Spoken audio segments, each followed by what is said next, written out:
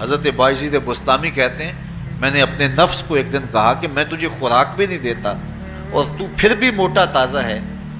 تو میرے نفس نے مجھے کہا کہ اے بایزید جب تم بازار سے گزرتے ہو تو لوگ انگلیاں اٹھا اٹھا کہتے ہیں یہ بایزید جا رہا ہے، یہ بایزید جا رہا ہے، تو مجھے میری غذا اور خوراک اس سے مل جاتی ہے. تو یہ خوراک ہوتی ہے نفس کی. تو نفس بہت ظالم ہے اور ساری زندگی اس سے لڑتے ہوئے گزرتی ہے. وہ کسی نے کہا تھا نا تمام عمر طوفان سے کھیلتے گزری، نیا کے ڈوبنے کا ڈر بھی رہا. تو یہ ساری زندگی اس طرح ٹکراتے ہوئے سے گزرتی ہے. لیکن جب کمزور ہو جائے تو پھر یہ شیطان کو جو ہے وہ موقع نہیں دیتا ہے.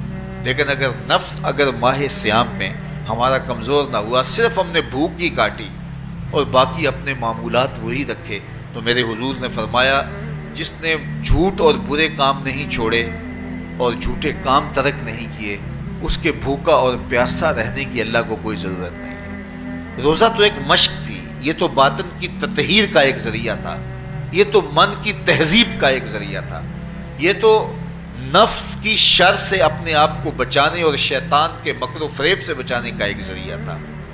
دیکھیے شیطان بن جاتا ہے ماہ سیام میں، حدیث واضح ہے، لیکن نفس موجود رہتا ہے. اگر نفس کمزور ہو گیا تو شیطان چھٹ کے بھی کچھ نہیں کرے گا، کیونکہ شیطان باہر کا دشمن ہے، نفس اندر کا دشمن ہے. جب تک اندر والا دشمن ساتھ نہیں دیتا باہر والا دشمن کچھ نہیں کر سکتا. ہمارے دیہاتوں میں چوری ہو جائے تو بوڑھے بزرگ سر جوڑ کے بیٹھ جاتے ہیں کہ چور کہاں سے آیا، کیسے آیا.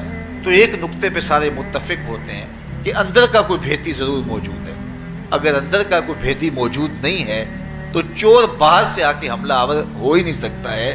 تو شیطان باہر کا چور ہے، نفس اندر کا بھیتی ہے، اور اگر یہ اندر والا باہر والے کا ساتھ نہ دے تو شیطان انسان پر حملہ آور ہو ہی نہیں سکتا.